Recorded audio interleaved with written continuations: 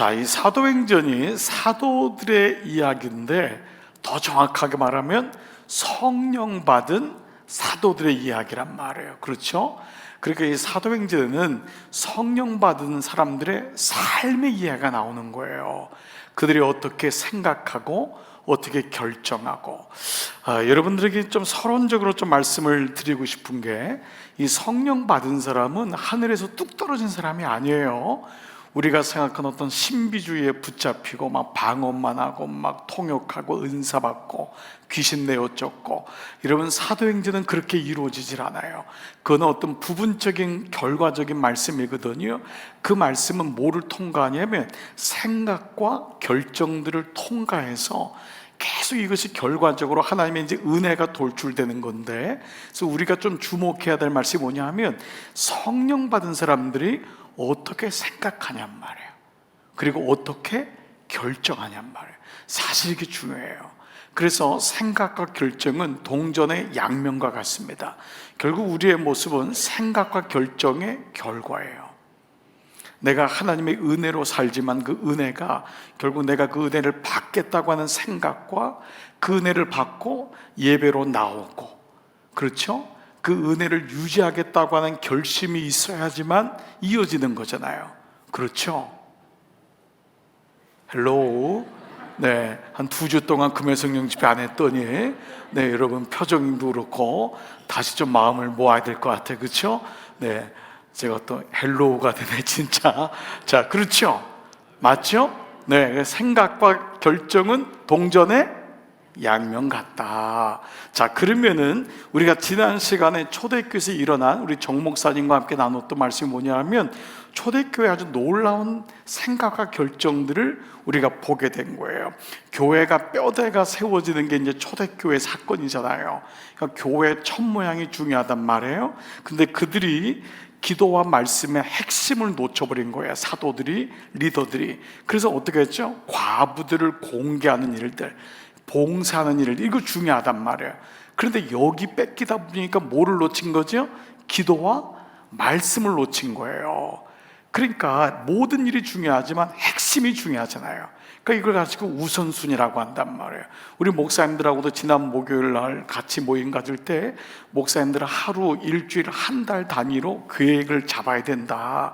그래서 하루에 할 우선순위를 정하지 않으면 다른 전화 받고 전화하다가 하루가 다 가는 거예요. 그래서 매일마다 하루의 우선순위를 정하고 일주일의 우선순위를 정하고 한 달 동안의 우선순위를 정해야지만이 그 우선순위가 나를 끌고 가는데, 그걸 정하지 않으면 결국 다른 일들이 나를 끌고 가다 보니까 중요한 일을 놓친단 말이에요. 사도들이 공개하는 건 중요한데 말씀과 기도를 놓치다 보니까 이것을 이제 비로소 깨닫게 된 거예요. 그런데 이것을 깨달은 사도들이 즉시 7집사를 세워요. 그렇죠? 근데 이 7집사가 다 해외에 있었던 헬라파 유대인들이었던 거예요. 초대교회는 정확하게는 좀 더 분류가 많겠지만 크게는 2가지 부류가 모인 거예요. 바로 유대에서 사는 유대인, 헬라 유대인, 히브리인들. 유대에서 전통적으로 유대인 교육을 받고 유대인 성전에 나왔던 유대인, 전통적인 유대인 그리스도인. 또 한 부류는 뭐냐 하면, 여러분이 이제 이 남유다와 북이스라엘로 우리가 갈라지는 열왕기상의 말씀을 배우잖아요. 바벨론으로 포로돼서 흩어진 디아스포라 중에 안디옥이나 이런 소아시아에 흩어진 헬라파 히브리인들. 그런데 7집사가 다 어떤 사람들이었죠? 그렇습니다. 헬라파 유대인들이었던 거예요. 그러니까 이 사람들이 기득권을 내려놓은 거예요. 그리고 그 해외에 있었던 그 사람들을 오히려 헬라파 유대인들을 7집사로 세운 거예요. 이건 아주 중요한 인사이트를 우리에게 주고 있어요. 뭐냐?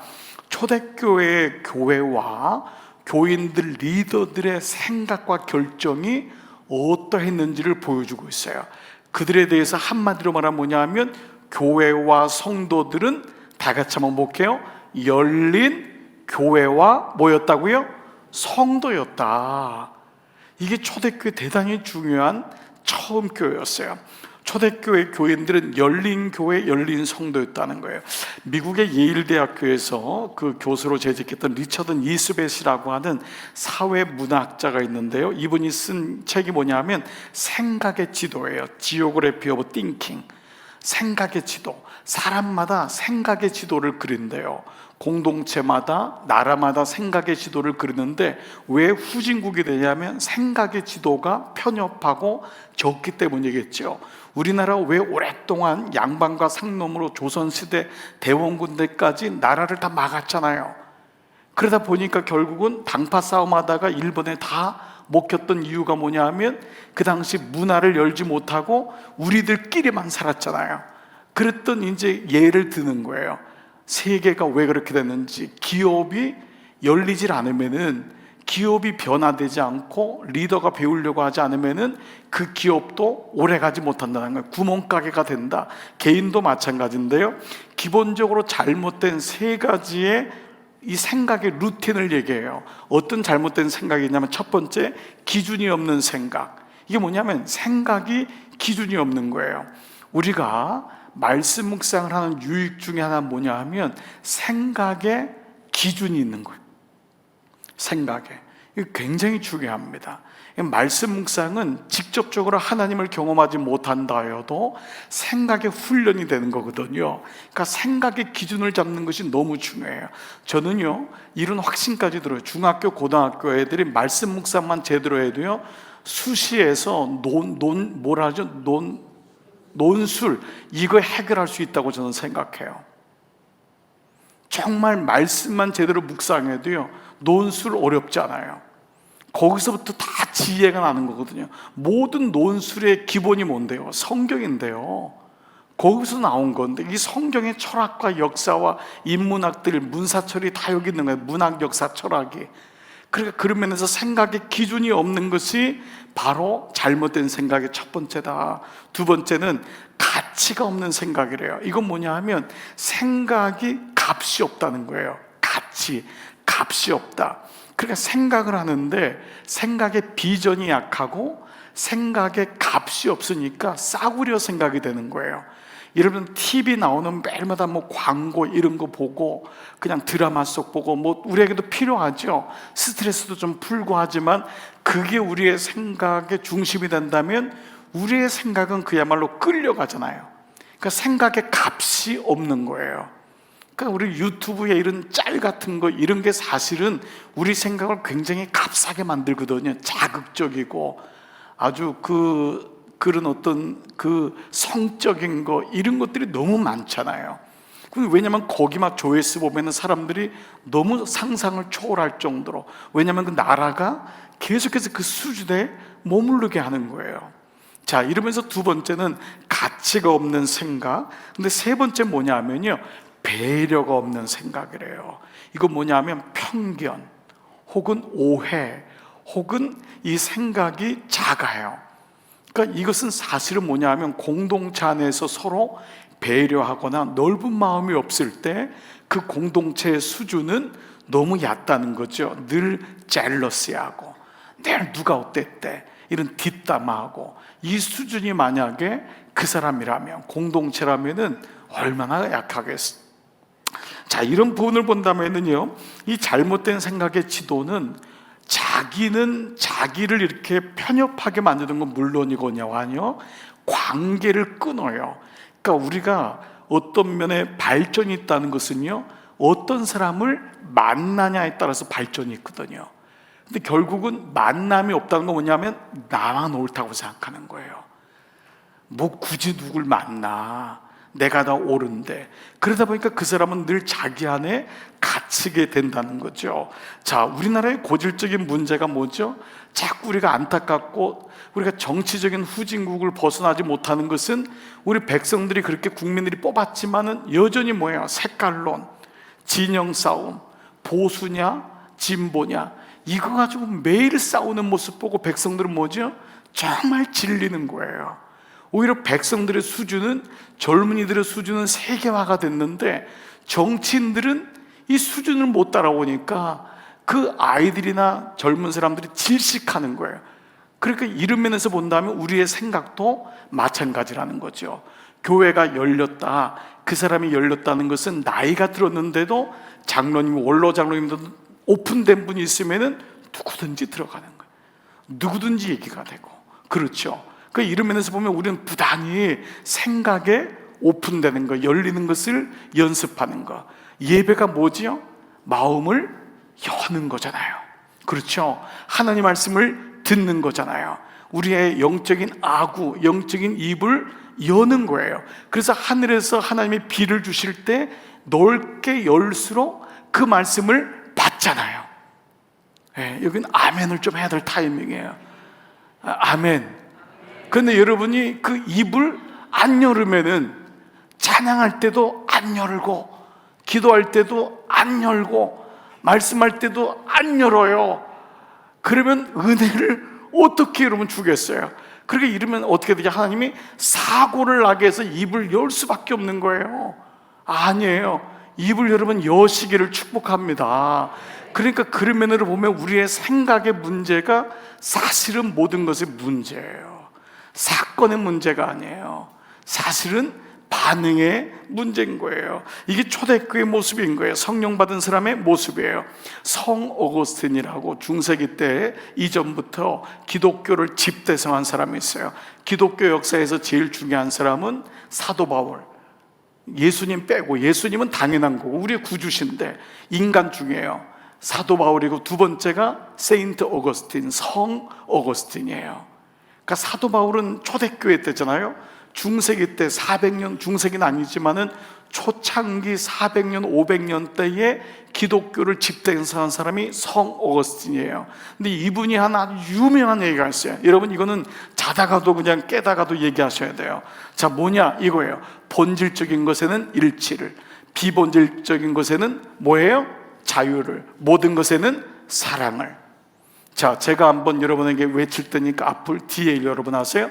자, 본질적인 것에는, 비본질적인 것에는, 그리고 모든 것에는, 예, 이거예요. 이게 교회의, 그리스도인의 이 마음이라는 거예요. 근데 이게 안 되면 뭐죠? 교회는, 개인은 너무 작아져요. 반대가 되는 거예요. 본질적인 것에는 다 잃어버리고, 예, 비본질적인 것에는 매번 그냥 그 아무것도 아닌데 그거 가지고 싸움박질하는 거예요. 여러분 우리의 감정의 에너지를 낭비하는 게 뭐냐 하면 대부분이 비본질적인 거예요. 여러분 교회가요, 복음 가지고 싸워가지고 교회가 어려움 당하는 교회는 하나도 없어요. 진짜예요. 믿어주세요. 교회가 막 전도를 안 하고 선교를 안 해가지고 막 우리가 기도를 안 했어야 하지 막 장로님들끼리 막 싸우고 이런 게 아무도 없어요. 비본질적인 거예요. 그냥 넘어가도 되는 문제. 그러니까 여러분 교회에서 이런 분이 필요해요. 넘어갑시다. 다 같이 한번 해보세요. 넘어갑시다. 예, 여러분 그냥 회의에서 이런 거 하세요. 그냥 넘어갑시다. 죽고 사는 거 아니면 갑시다. 좀 가야 돼요. 예, 그 우리 교회 제일 좋은 게 뭐 회의가 짧은 거. 나는 이게 우리 교회가 변한 것 중에 너무 좋아요. 예, 1시간에 다 끝내야 돼. 1시간도 길어 그냥. 예, 정말. 그런데 석 달 만에 한 번 하니까 여러분 모든 모임이 물론 회의를 통해서 다 하나씩 잘 책임자들은 준비해야 돼요. 그렇지만 때로 비본질적인 것에 걸려가지고 감정적인 싸움이 되고 너무너무 여러분 주님이 볼 땐 슬퍼하는 거예요. 그래서 본질적인 것에는 일치를, 비본질적인 것에는 자유를, 모든 것에는 사랑을. 예. 내일 아침에 깨시면은 이거를 새벽 기도에 내일 인도하시는 목사님 꼭 말씀해 주시기 바랍니다. 자, 다시요. 본질적인 것에는, 비본질적인 것에는, 모든 것에는 사랑을. 그렇습니다, 여러분. 이게 사실은 초대교회, 열린 교회예요. 문턱이 낮은 교회예요. 따뜻한 교회예요. 누가 이렇게 하면 되죠? 내가 이렇게 하면 돼요. 이 말씀 듣고 또 오늘 목사님 그렇게 해주세요, 장로님이 그러시면 돼요. 아니에요, 여러분. 내가 그렇게 하면 되는 거예요. 내가 그렇게 따뜻한 사람이 되고, 내가 열린 사람이 되고. 여러분 이왕이면 좀 우리가 나이가 들어도 열린 사람 되면 좋잖아요. 아멘. 여러분 제일 듣기 싫은 말은 뭐예요? 꼰대. 이 말 들으면 안 돼요. 장로님, 목사님 꼰대예요. 우리 권사님 성이 꼰씨예요. 꼰 목사님. 네, 저도 지금 우리 목사님들한테 혹시 그런 말 들을까봐, 지방 목사님들 보니까 감리사님 이번에도 우리 그 개사케 한 다음에 제가 제 방에 잘 모셔가지고 스타벅스 커피 다 모셔가지고 그냥 열심히 하겠다고, 다 한창 후배 목사님들이지만 열심히 제가 하겠다고 섬겼어요. 일반 그냥 제 방에서 커피 해도 되는데 그 비싼 커피를 해드렸다고요. 왜냐하면 섬겨야 되니까, 섬기고 열려야 되니까. 제가 막 그냥 위에서 선배라고 누르고 뭐 우리 교회 크다고 하면요, 요즘 젊은 분들 안 들어요. 그냥 커피 먹다 나가세요. 그러니까 여러분, 아니에요. 잘 섬기고 열리고 그랬더니요, 목사님들이 모여서 지방 얘기, 이런 얘기 하다가요, 목회 얘기 하시더라고요. 목사님, 말씀 묵상 어떻게 해요? 1:1 양육 어떻게 해요? 아니, 장로님들은 어떻게 이렇게 다 묵상하세요? 다 양육하세요? 그런 거 얘기하시는 거예요. 그래서 제가 속으로 너무 감사했어요. 그렇습니다. 우리 마음이 다치면 안 돼요. 언제든지 여러분, 이제 가족 예배 시작하잖아요. 가족 예배는 마음을 여셔야 돼요. 이 여는 방법, 여는 길이 가족 예배인 거예요. 마음이 다치면 가족 예배에, 여러분 제가 예언할게요, 부부싸움 합니다. 가족 예배가 거의 여러분 애들 군기 잡는 시간 되는 거예요. 그래서 엄마 아빠는 너무 좋은 거야. 아이들 한 번에 모을 수가 있으니까 모아가지고 요절 내는 거예요. 그러면 애들은요, 예배들이 다 집 나갑니다, 여러분. 그래서 혹시 가족 예배들에다가 가출 신고가 들어올지 몰라요. 여러분, 마음을 여세요. 아멘. 자, 보세요. 자, 오늘은요, 그 가운데 이제 7명의 집사를 세우는데 스데반 집사 얘기가 나와요. 스데반이 잡힙니다. 그리고 이제 다음 시간이 여러분이 아는 그 유명한 스데반 집사의 구속사적인 설교가 등장해요. 비록 8절에 불과한 오늘 본문이지만 우리는 이 말씀을 통해 아주 중요한 원리를 깨달아요. 자, 본문 말씀이 8절이 이렇게 시작해요. 스데반이, 시작. 스데반이 은혜와 권능이 충만하여 큰 기사와 표적을 민간에 행하니. 자, 스데반이 큰 기사와 표적을 행하였다는 말씀이 왜 놀라울까요? 왜 놀라울까요? 자, 여러분의 기억을 소환시켜 볼게요. 이게 6장까지인데 1장부터 5장 스데반 집사 전까지는 누구 얘기냐면 사도들의 얘기인 거예요. 처음으로 집사가 등장한 거예요. 이해되시죠? 그렇죠? 그러니까 사도행전은 누가 기사와 표적을 일으켰냐? 대표적인 게 사도행전 2장 22절, 다 같이 이스라엘 사람들아, 시작. 이스라엘 사람들아, 이 말을 들으라. 너희도 아는 바에 하나님께서 나사렛 예수로 큰 권능과 기사와 표적을 너희 가운데서 베푸사 너희 앞에서 그를 증거하셨다. 자, 누가 주체예요? 주어가 누구죠? 하나님께서 나사렛 예수로. 그렇죠. 그러니까 사도행전 처음은 당연히 예수님이 기적을 일으키신 건 너희가 알지 않냐? 근거는 내게 없지만 저가 예수의 이름으로 일어나 걸었어요. 예수의 이름이에요. 그 예수의 이름을 확신하고 믿었던 그 다음에는 5장까지 보면은 5장 12절 사도들의 손을 통하여 민간의 표적과 기사가 많이 일어났던 거예요. 자, 5장 스데반 집사 전까지는 누구예요? 표적과 기사의 주체는 예수님과 사도들이었잖아요. 근데 오늘 누가 등장했죠? 집사가 등장한 거예요. 그러니까 이 본문의 스데반 집사의 사건은요, 예수님 승천하신 후에 오순절 사건이 일어난 다음에 불과 1, 2년 정도밖에는 시간이 안 지난 거예요. 그러니까 정말 짧은 시간에 이 사건이 지금 얘기되는 거예요. 그렇다면 이방에 있었던, 해외에 있었던 7 집사, 헬라파 유대인 중에 스데반 집사는 예수 믿은 지 얼마 안 된 거예요. 그렇죠? 이해가 되시죠? 그러니까 이 사람을 오늘날로 말하면 뭐죠? 무슨 신자죠?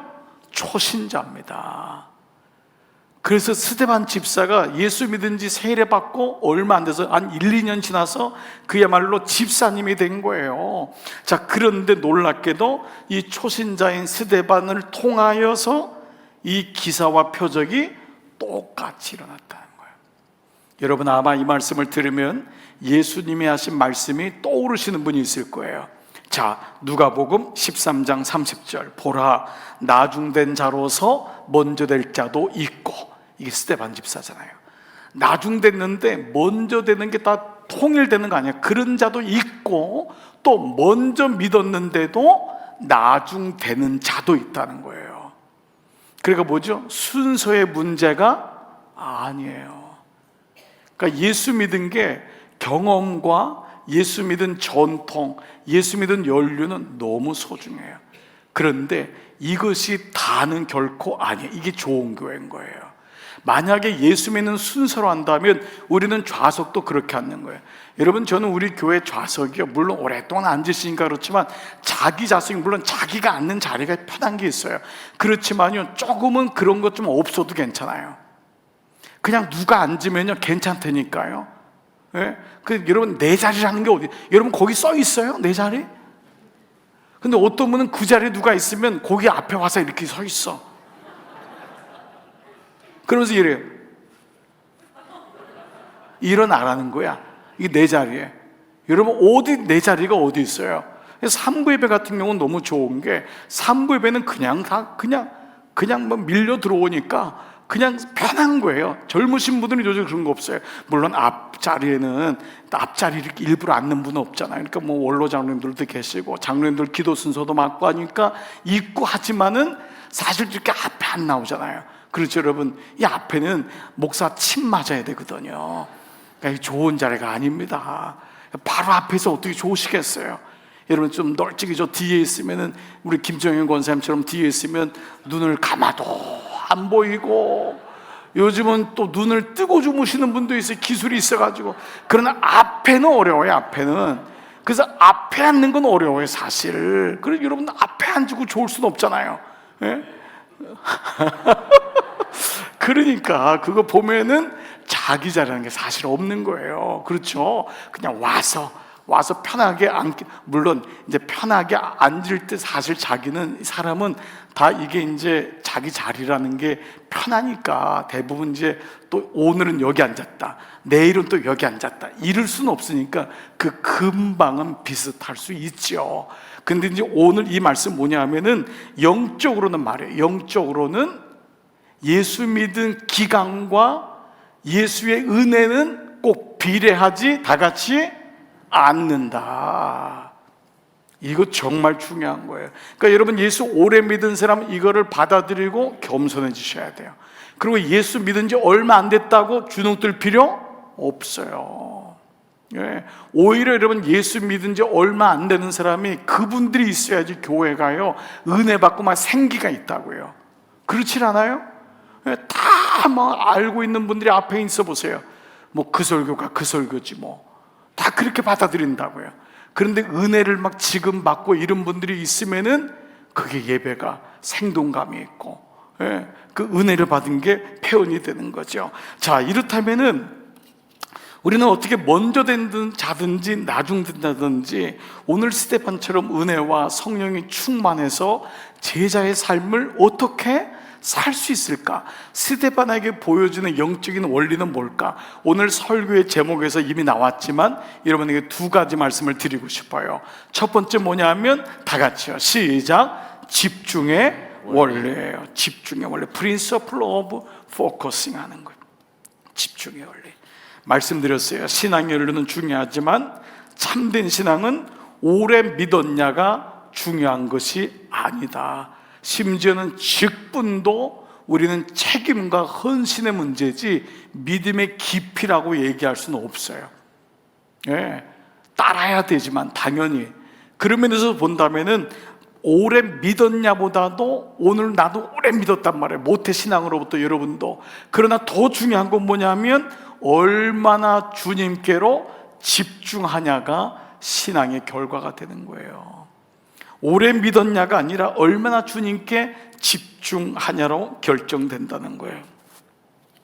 이 집중의 원리는 아무리 얘기해도 부족함이 없어요. 왜냐하면 결정이란 것은 아까 처음에 동전의 양면이 뭐라 그랬죠? 생각과 결정이라 그랬죠. 그러니까 결정은 뭐가 이루어져서 생긴 거죠? 생각이 모아져서 결정된 거예요. 그러면 중요한 결정일수록 생각이 어떨까요? 집중되겠죠. 그렇죠? 모든 결정은 생각을 통과한단 말이에요. 그런데 결정이 중요하다는 것은 생각이 집중돼야 되는 거예요. 놀랍게도 생각이 집중되는 것, 제가 그래서 이걸 포인트로 해서 PPT를 썼는데 뭐냐면, 이 생각의 집중이 쌓이면은요, 그 사람에게 뭐가 생기냐? 영적인 에너지가 생겨요. 이거 굉장히 중요한 인사이트입니다. 생각에 집중이 생기면은요, 영적인 에너지가 생겨요. 그래서요, 이 영적인 에너지는 뭐냐 하면, 여러분들이 어떤 사람을 만나면은 그 사람의 생각을 따라가고 싶어지는 거예요. 왜냐면 그 사람에게는 생각의 집중이 계속 이루어진 흔적이 있는 거예요. 이걸 가리켜서 고수라고 하는 거예요. 고수, 전문인이에요. 여러분이 왜 어떤 변호사, 어떤 의사를 찾아갈 때 거기서 마음이 놓이고 내가 이분에게 내 생명을 맡길 수 있냐면, 그분이 무수히 생각과 결정의 반복을 해왔기 때문에, 명의라는 것은 집중적인 생각을, 결정을 통과했기 때문에 그 어려운 시간에 이렇게 해야 되겠다, 저렇게 해야 되겠다는 것을 많이 경험했잖아요. 그렇기 때문에 여러분이 그런 좋은 대학교 혹은 좋은 명예를 찾거나 심지어 법적으로도 좋은 변호사를 찾는 이유가 뭐냐 하면은 생각의 결정들이 쌓인 거예요. 이것이 영적으로 말하면 우리에게도 이것이 영적 에너지를 만들어가는 거예요. 여러분 이해되시죠? 그러니까 그 사람에게 영적인 에너지가 있는 거예요. 영적인 에너지가, 생각들이 쌓이는 거예요. 자, 이것을 반대말로 한다면 뭐죠? 영적인 에너지가 안 쌓이게 된 그 결과 뭐냐면, 생각이 집중해서 결정을 내리는 훈련을 안 했기 때문에 그래요. 생각이 분산되거나 생각하는 것을 기피하거나 이렇게 되면은 결정을 하지 못하는 오늘날 결정 장애자가 되는 거예요. 그런데 예수를 믿은, 성령을 받은 초대교회는 생각을 하고 결정을 했던 거예요. 그리고 내 생각이 틀렸다는 것을 인정하고 좋은 생각을, 마음을 모았던 거잖아요. 문제는 뭐죠? 내 생각이 옳다고 우기면 안 되잖아요. 상대방의 생각, 아내의 생각이 오르면 빨리 받아들이는 남편이 지혜롭단 말이에요. 아이들의 생각도 오르면 부모가 꼰대가 아니면, 그래 너희들 생각도 맞다, 이걸 인정해야지만이 부모가 소통이 되는 것과 마찬가지라는 거예요. 예수님의 사역 중에 독특한 모습들이 있어요. 그건 뭐냐? 예수님도 중요한 일을 앞두고 결정하시고 결정하기 위해서 기도하셨다는 거예요. 예수님은 그냥 하지 않았어요. 왜냐하면 예수님은 완벽한 인간으로 오셨고 완벽한 하나님의 아들이셨지만 인간의 삶을 사셨기 때문에 그분도 생각을 모아야 되고 결정을 하셨고, 그 결정을 위해서 예수님이 쓰신 방법이 뭐냐 하면, 새벽 미명에 돌 덜질 만큼 가서 말씀을 묵상하고 기도하셨어요. 예수님의 모든 말씀은 구약의 말씀들이 근거가 된 거예요. 예수님이 그냥 말씀한 게 아니에요. 어떤 분은 예수님이 하늘에서 떨어진 말씀을 가지고 했다고 하는데 그건 거짓말이에요. 예수님의 모든 말씀은 구약의 말씀을 근거로 해서 그 구약의 말씀을 성취하시는 말씀으로 이루어진 거였어요.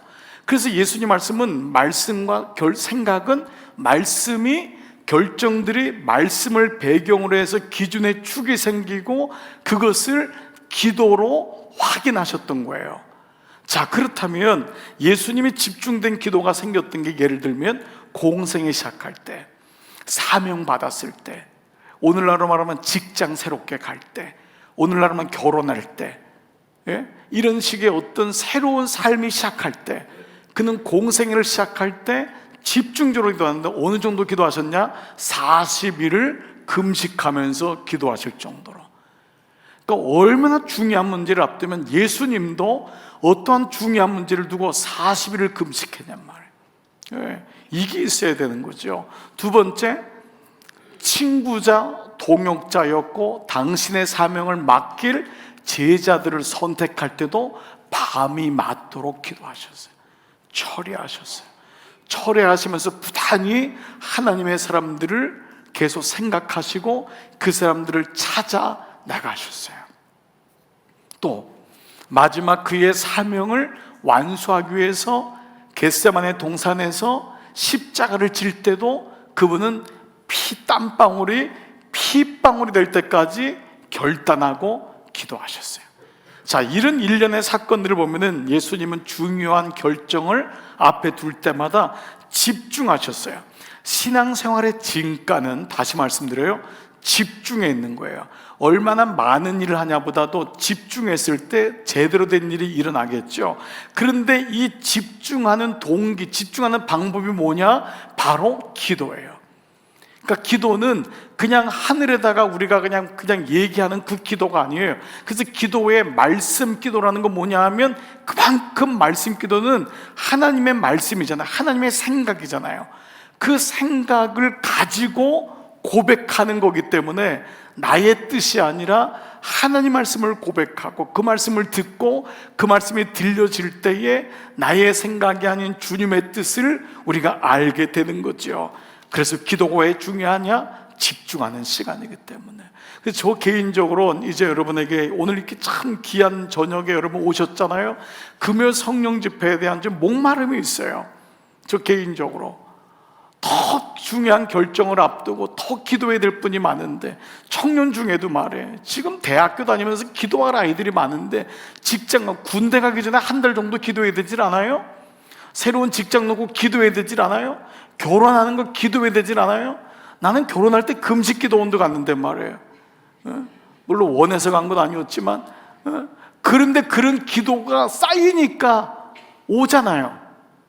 그렇지 않아요? 우리 삶에 정말 기도처럼 중요한 게 어디 있어요? 예, 맞아요. 그런 반대로 기도가 사라진다는 것은 내 마음이 흩어지고 있다는 거.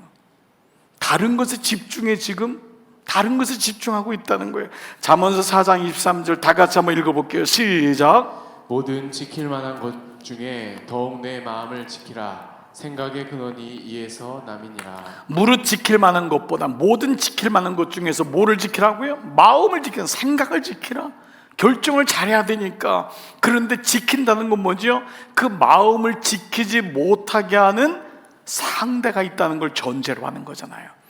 그러니까 오늘 영적 싸움은 뭐냐 하면 우리의 마음을 지키지 못하게 하는 거야. 기도하지 못하게 하고 결정하지 못하게 하고, 이걸 전제로 하고 있다는 거예요. 자, 이런 면에서 본다면은 오늘 우리에게 중요한 것은 뭐예요? 신앙생활은 뭐죠? 집중이에요. 스데반은 예수님께 집중했던 거예요. 사람이 많지만, 사람이 그를 잡아가지만은 그는 하나님께, 예수님께 집중해요. 자, 두 번째 원리는 뭘까요? 오늘 설교의 제목 뭐죠? 집중과 기다림의 원리. 두 번째 다 같이 시작. 기다림의 원리. Principle of Waiting. 기다림의 원리예요. 이건 다른 말로 하면 성화라고 돼요. 뭐죠? 기다림을 통하여서 하나님께 집중했던 마음이 익어져가는 시간이 필요해요. 예. 왜냐하면 하나님의 응답은 마이 타임이 아니기 때문에 그래요. 내가 하나님께 기도하지만 그 시간은 His time, 그분의 시간에 이루어지기 때문에 이르려면 견디는 힘이 필요해요. 사랑의 힘과 더불어서 결혼은 견디는 힘이 필요한 거예요. 믿음 생활도 똑같습니다. 모든 원리는 같은 거예요. 신앙생활은요, 하나님께 집중하는 힘이 필요하지만 기다림의 성화의 시간, 성숙하게 되는 시간이 꼭 필요해요. 성화란 것은 뭐죠? 거룩해져 가는 거예요. 사실 여러분, 예수를 처음 믿을 때는요 굉장히 은혜 받고 너무 좋죠. 이러면 어떠세요? 막 말씀 듣고 할 때는 이런 말씀이 막 들리기도 하고 막 은혜 받고, 여러분 중에도 지금 그런 분이 있어요. 그렇죠? 이 교회 새 가족들이 오거나 또 예수를 모르고 믿고 말씀이 안 들렸던 분이 말씀이 들리면 그분은 진짜 막 신세계를 느끼는 것 같아요. 그래서 목사님 말씀이 들려요 막 이런 분이 있어요. 그리고 막 묵상하고, 야, 이 양육하면서 이런 기쁨이 있구나, 목장이란 게 이렇게 좋구나, 목장이란 모임이 몰랐는데 목장 모임이 이렇게 귀한 거구나. 그런데 여러분, 그 첫 번째 그 생각이 한 5년 10년 지나도 10년 지났는데 목사님 묵상이 이렇게 좋은 줄 몰랐어요. 여러분 예배가 막 이렇게 은혜가 될 줄 몰랐어요. 이럴까요? 여러분 보시면 알잖아요. 여러분 5년 전에 저하고 만날 때 목사님 말씀이 들려요. 5년 돼가지고 지금 이상하게 지금 막 좋으시는 분 이런 분 있잖아요. 막 왜 그럴까요? 이게 그러면 믿음이 없어진 거예요? 사라진 거예요? 천만에요. 이 시간이 뭐예요? 익어가는 시간이 필요한 거예요.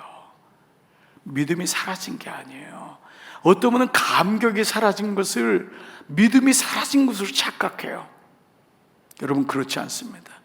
여러분 결혼해가지고 처음에 연애할 때 그렇게 좋아하잖아요. 아니 결혼 생활 20년 했는데 지금도 그래요? 그 정신 나간 사람이지. 지금은 또 만나면서 막 한이 그러고 이거 이상한 사람이에요. 지금은요 그게 안 그런 거예요. 시간이 이거 말 잘해야 되겠는데 이거 진짜 시간이 지나면은 그냥 지나가도 잘 모르고 있었나 없었는지도 모르고 이게 그런 거예요. 네, 정말. 그런데 그렇다고 그게 사랑이 식은 거라고 할 수는 없는 거예요. 그 안에서 우리가 서로 이해해주고 이런 시간들이 필요한 거예요. 이걸 성화의 시간, 성숙의 시간인 거예요. 여러분 보세요. 변화되는 시간이에요. 이게 눈에 안 보일 뿐인 거예요. 그래서 믿음이란 건 필히 집중하는 첫 번째 그 마음이 있지만 여기서부터 만들어져가는 시간이 필요한 거예요. 빵으로 말하면 뭐죠? 숙성되는 시간이 필요합니다. 여러분 우리가 좋은 포도주는 뭐죠? 숙성된 포도주예요. 예. 정말 좋은 포도주는요 그 공기와 그 환경 속에서 견디는 거예요.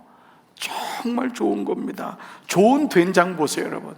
간장도 1년을 기다리고 어떤 분 5년을 기다리고, 예. 어떤 분 집에 신방 갔더니 정말 목사님이 제가 신부님이면 드리겠는데 20년 묵은 인삼으로 이렇게 묵은 겁니다. 달라고도 말도 못하겠고. 예.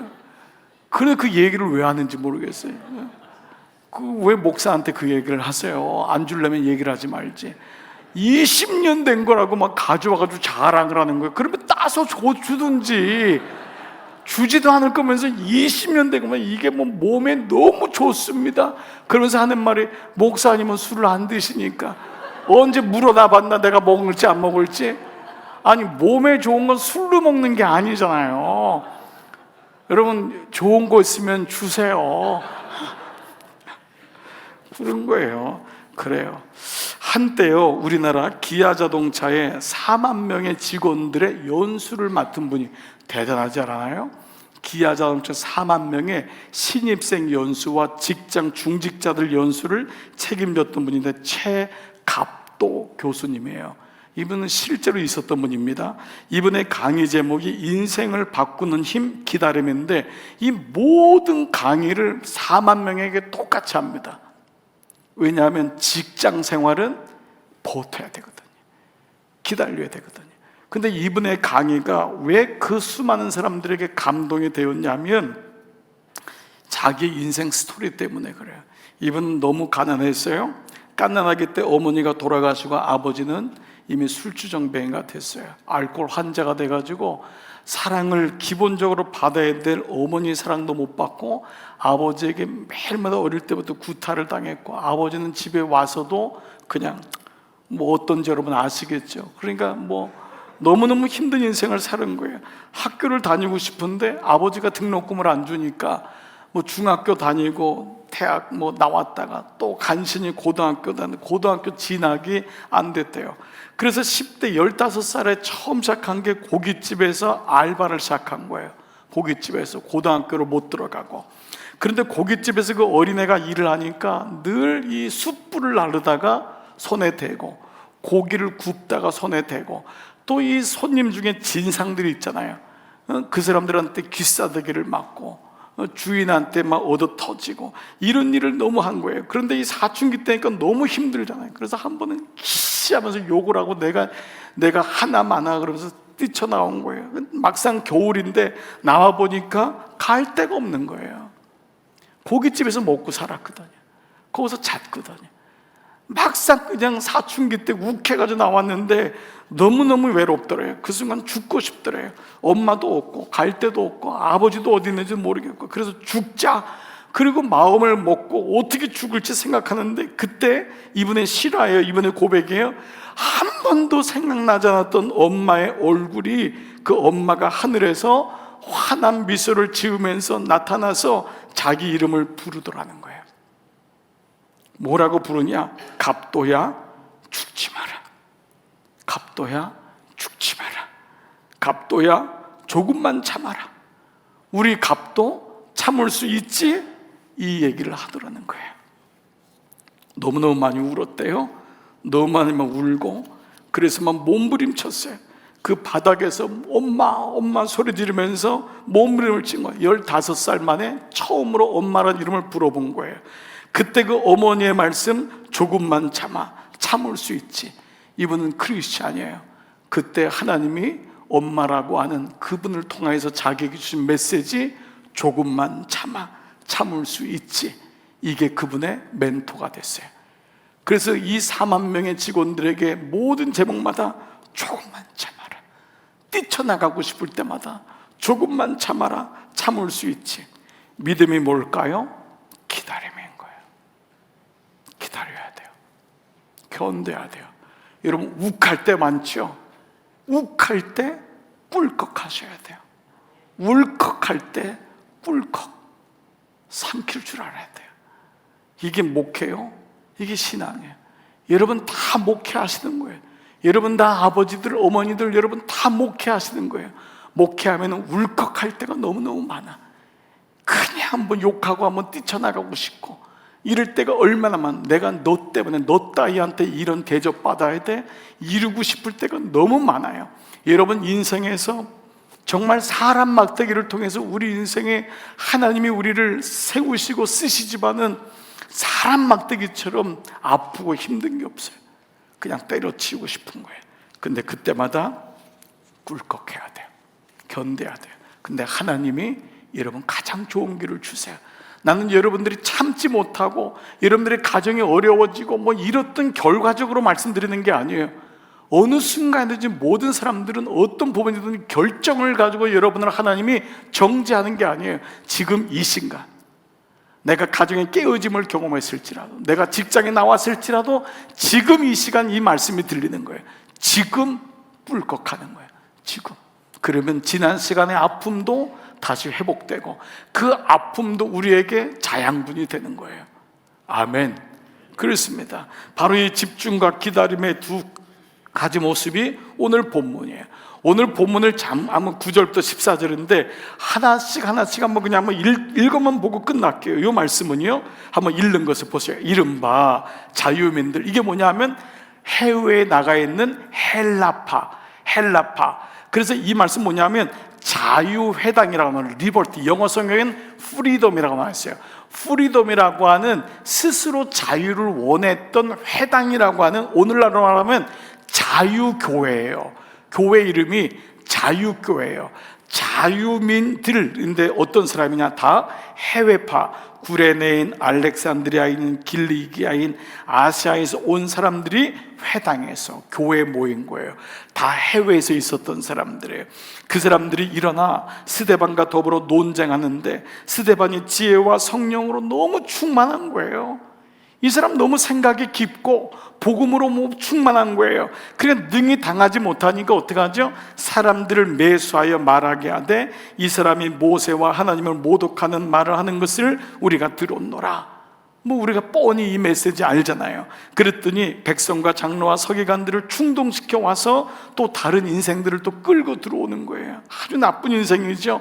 공에 이르러서 거짓 증인들까지 세우는 거예요. 충동시키고 거짓 증인 세우고, 이런 정말 진상들이 있는 거예요. 이르되 이 사람이 이 거룩한 곳과 율법을 거슬러 말하기를 마지 아니하는도다. 그의 말에 이 나사렛 예수가 이곳으로 알고, 예수님이 성전 헐라르잖아요. 내가 사흘 만에 세운다는 거 아니에요? 그거 또 트집을 잡고 모세가 우리에게 전해준 규례를 고치겠다, 율법을 완성시킨단 말을 알아듣지를 못하니까 이렇게 그 사람들이 어떤 스데반의 이 뒤꿈치를 붙잡고 고소한 거예요. 자, 그러자 이 스데반의 논쟁에서 이길 수 없자 이렇게 충동하고 이 마침내 스데반을 여러분이 돌로 쳐 죽이는 최초의 순교까지 가게 됐잖아요. 자, 보세요. 이 자유민들 리버리노 회당 세 번역에는 자유당 교회에 소속된 사람은 다 헬라파 유대인이에요. 즉 뭐죠? 스데반하고 같은 사람들이에요. 스데반의 입장을 아는 사람이에요. 해외에서 어려움을 경험하고 이민교회에 있었던 사람인 거예요. 쉽게 말하면요, 같은 유대인이에요. 그러니까 생각이 다르더라도 상대방을 죽음으로까지 몰 이유는 없었어요. 그래서 적용해 보아요. 사도들이 자신들의 약점을 깨달아서 즉각적으로 히브리파가 아닌 외계 이 헬라파 일곱 집사를 세우는 그런 말씀이 오늘 있는가 하면은, 분명히 하나님 말씀을 누구보다 암송하고 아는 율법적으로 완전하다고 하는 이 유대인들은 자기와 같이 해외에서 살아봤기도 하고, 그렇지만은 새로운 믿음을 가지고 온 이 스데반을 헐뜯고 공격하고 죽음으로까지 몰아내는 사건이 상반되게 지금 나와 있는 거예요.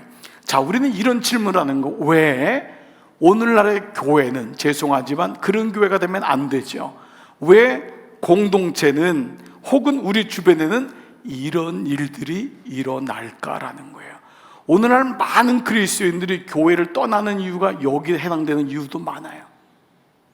우리 교회 온 분 중에는 이전 교회에서 이런 일을 경험한 분들도 있고, 우리 교회에서 더 이상 안 보이는 분들도, 이런 분들도 있어요. 사람들이 모인 곳에 왜 이런 일이 일까? 여러분, 제가 이것을 잠깐 좀 묵상해 봤어요. 제가 목회를 하면서요, 저를 가장 힘들게 하는 사람이요, 세상에 있는 사람이 아니에요. 예수님 모르는 사람이 아니에요.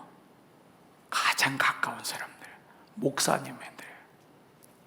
저는 지난 32년 동안에 교회 성장하는 거 하나 때문에 너무 핍박을 많이 받았어요. 교인들이 은혜 받는 거 하나 때문에 목사님들한테 너무 힘들었어요. 여러분들 이해가 안 가실 수도 있어요. 가까운 분들이 더 어렵게 해요. 여러분들이 직장 생활에서 정말 열심히 하면은 직장 안 다니는 사람이 여러분을 힘들게 하는 게 아니에요. 같은 직장 안에 있는 사람이 여러분에게, 물론 하나님은 사람 막대기로 그들을 사용하시지만 참 어렵게 해요. 이번에 제가 아틀란타가 아이 때문에 갔을 때 이제 몇 분의 목사님들, 다 후배 목사님들이지만 너무 귀해서 그냥 시간을 쪼개서 그 목사님들을 만나서 격려하고 했어요. 한 목사님은 교파가 다른데요, 지금 아틀란타에서 제일 성장을 하고 있는 거예요. 8년밖에 없는데 1000여 명이 넘게 모여요. 그 목사님이 저에게 연락이 왔어요. 제가 어떻게 아틀란타 간 걸 알고 목사님 꼭 만나고 싶다고. 그래서 그 가정에서, 한 교회 가정에서 목사님하고 만났어요. 너무너무 힘들대요. 44살밖에 안 됐어요. 44살밖에 안 됐는데 사람이 준비가 너무 잘 됐어요. 그러니까 하나님이 사람들을 보내주는 거예요. 그런데 그 주변에서는 얼마나 힘들게 하는지 몰라요. 그래서 잘 설명해 줬어요. 그래도 그거 경험해야 돼. 받아들여야 된다. 목사님들한테 가서도 만나고 그것까지 치료해야 된다. 어차피 이 교회는 몇천 명이다. 앞으로 아틀란타에서 제일 큰 교회가 돼요. 그런데 그 역할도 감당해야 된다. 너무 힘들대요. 너무너무 주변에서 힘들게 한대요. 왜냐하면 이해는 돼요. 자기 교인들이 다 가는 것 같으니까. 그러나 가만 보면은 그 교회에서 오는 게 아니에요. 그런데 사실은 그게 좋지 않은 거예요. 오늘 스데반 집사라고 하는 사람이 생기니까 유대인들 입장에서 뭐죠? 똑같은 경험 됐는데 미워 죽겠는 거야. 이게 괜히 미운 거예요. 여러분, 우리가 살면서 이런 일을 많이 경험해요. 그런데 이럴 때마다 여러분이 꼭 기억하셔야 돼요. 사람의 본질이 어떠한지를 알아야지만 사람의 막대기를 통과하지, 그렇지 않으면 그 사람하고 벽을 쓰게 돼요. 결국은 나는 성장하는 것 같고 교회는 성장하는 것 같지만은 결국은 외롭게 돼요. 힘들게 돼요. 하나님 그거 원하지 않아요. 거기서 성장되지만은 더불어 그 마음을 열면은 그 다른 사람들도 도와줄 수 있게 되는 거예요. 하나님은 거기까지 우리를 원하시는 거예요. 어느 날 거기까지 가는 거예요. 그러면 인간이 가지고 있는 본질적인 약함이 뭐냐? 바로 이거예요. 인간의 내면의 보챔이라고 하는 단어예요. 이 단어를 여러분들이 꼭 기억하셔야 돼요. 사람들에게 있는 일반적인 연약함이 있어요. 그리고 그것이 악해지는 경우도 있어요. 그게 뭐냐면 내면의 보챔 때문에 그래요. 그래서 이 내면의 보챔은 본질적으로 채워지지 않고 허기지다는 거예요. 사람은 다 배고픈 거예요. 그런데 어떤 사람이 너무 똑똑하거나 어떤 사람이 자기보다 좀 나은 것 같고 예쁜 것 같고 잘 나가는 것 같고 저게 뭐야? 괜히 미워질 때가 있는 거예요. 인간의 마음이 이거 있죠. 대표적인 사람이 누구죠? 사울 왕이에요. 그 사울의 인생은 내면의 보챔에 누구든지 있는 거예요. 다윗도 있고 사울도 있는 거예요. 근데 다윗은 어떻게 하죠? 사울을 안 죽이잖아요. 그렇죠? 근데 사울은 평생 다윗을 죽이는데 에너지를 써요. 그 다윗이 실제로 누구였죠? 사울의 사위였어요. 그런데 그게 관계가 없는 거예요. 딱 한 번 마음속에 그 사람이 들어오니까 왜 미워하는지도 몰라요. 여러분 가만히 봐보세요. 여러분을 왜 미워하는지 모르는 사람이 있어요. 가서 좀 물어보고 싶죠? 여러분 그런 일 없나 봐요? 그런 인생이 있다니까요. 없는 사람은 앞으로 당하게 될 줄 믿습니다. 왜냐하면 이거는 인생의 법칙이에요. 여러분들이 믿음으로 선하게 살고 믿음으로 살면 살수록 여러분에게 대해서 그런 사람은 있어요. 없을 수가 없어요. 그게 왜냐하면 인간이 그래요. 그렇기 때문에 이 빈 공간이 있는데 하나님 말씀이 떨어지면 그 사람이 무조건 악한 건 아니에요. 그러나 은혜가 떨어지면은 집중해야 될 자신이나 하나님이 아니라 눈에 띄는 그 사람이 타겟이 되는 거예요. 우리도 그렇게 돼요. 우리도 집중해야 될 나나 하나님이 아닌 말씀 속에 마음 속에 말씀이 떨어지거나 생각의 결정들이 흩어지게 되면은 사람이 보이기 시작해요. 그래서 내가 그 사람 때문에 교회 못 나오겠습니다. 이렇게 돼요. 아무리 담임 목사가 찾아가고 장로님들이 찾아가도 그 마음이 안 변해요. 세월이 좀 지나야 돼요. 하나님의 은혜가 있어야 돼요. 그런데 그것이 한 명에서 한 교회에서 멈추면 되는데 불행하게도 계속해서 반복되는 사람도 있어요. 자, 이때 오는 내면의 보챔이 오는 게 뭐냐면은 열등한 의식이 찾아와요. 인간을 이해해 보시는 거예요. 그 열등한 의식이 뭐냐면 바로 비교와 질투예요. 이거는 주일날 여러분들이 여로보암에 대한 말씀이 이번 주일인데, 여로보암에서 발견되는 모든 인생은 똑같으니까 왕이든지 상관없어요. 비교와 질투라는 것이 내 안에 생겨요. 비교는 뭐냐 하면 나 자신에게 집중하거나 하나님께 집중하지 못하고 자꾸 다른 사람하고 나를 빗대어서 보는 거예요. 자, 그래서 여러분 다윗을 왜 우리가 귀하다고 하냐? 그도 역시 내면의 보챔이 있었지만 그는 비교도 당하고 질투의 마음이 있지만 끌려가지 않는 거예요. 말씀에 축이 있으니까. 이게 중요한 거예요. 스데반도 마찬가지예요. 여러분 스데반 같은 경우는 이 사람들에게 얼마나 마음에 정말 힘들겠어요. 아니 왜 나를 이래? 나 그렇게 나쁜 사람 아니야. 내가 돌에 맞아 죽을 만한 그런 게 사실 아니라고요. 그런데 반응하잖아요. 한 번도 이 사람에 대해서 원망하지 않아요. 이 사람들과 자신을 비교하거나 이 사람들에 대해서 질투하잖아요. 스데반은 두 가지예요. 자기와 예수님께 집중해요. 자, 여러분 아시는 대로요, 우리가 이전에 이렇게 우리가 금요 성령 집회를 하지만은 금요 성령 집회 전신이 뭐였죠? 금요 철야기도였어. 철야기도회는 밤 10시나 8시, 9시에 모이면은 언제까지 했죠? 새벽 4시까지. 그래서 어떤 분은 정말 은혜가 계신 분이 있어가지고 목사님 옛날에 철야기도로 돌아가요 이런 분이 있어요. 여러분 그냥 안 했으면 그렇게 하지 마세요. 여러분 새벽 4시까지 저도 죽고 여러분도 죽어요. 근데 옛날은 왜 그랬냐면 뭐 때문에 그렇게 했을까요? 물론 은혜가 있었지만 뭐 때문에 그랬을까요? 통행금지 때문에 있었어. 통행금지. 그러니까 성전에 들어가면 못 나가는 거예요. 그게 기억나시죠? 통행금지가 언제 풀렸냐면 1982년에 풀렸어요. 예, 그때 풀리기 전까지는 새벽 이게 오면은 못 나가는 거예요. 좀 그랬으면 좋겠어요. 네. 그러니까 못 나가니까 어차피 새벽 4시까지 있으니까 여러분 옛날에 어떻게 했죠? 커피 막 중간에 마시고 1부, 2부, 3부까지 하면서 막 버틴 거예요. 정말 어떻게 했는지 몰라요. 저도 중학교, 고등학교 때 금요 철야를 했거든요. 그때 너무 은혜가 있었으니까. 근데 이제 한 분이 모처럼 와가지고 큰 맘 먹고 금요성령집회 온 거 아니에요. 근데 새벽 2시쯤 되니까 목사님도 좋으시고 장로님도 좋으시고 권사님들도 좋을더래요.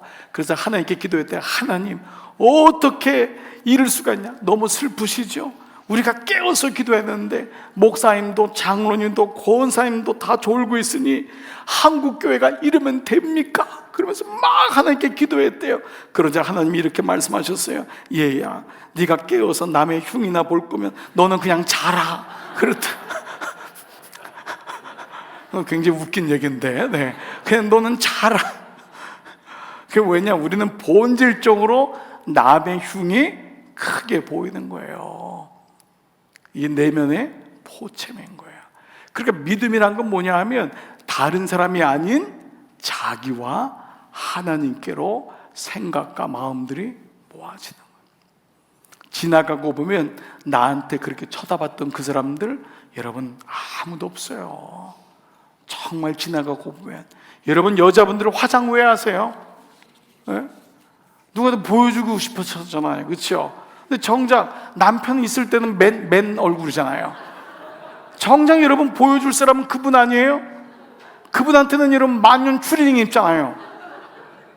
그냥 나올 때는 얼마나 막 누구 보여주려고. 근데 그 사람들은 다 지나간다니까요. 정말 보여줄 사람은 안 보여주고 우리가 인생이 이래요. 근데 여러분 스데반 집사 오늘 마지막 결론 내려볼게요. 스데반 집사 얼굴 봐보세요. 15절 시작. 공회 중에 앉은 사람들이 다 스데반을 주목하여 보니 그 얼굴이 천사의 얼굴과 같더라. 네, 그의 얼굴이 천사 얼굴 같더라. 스데반은 지금 죽음 앞에 있는데요. 근데 본문은 정반대예요. 왜 그러느냐?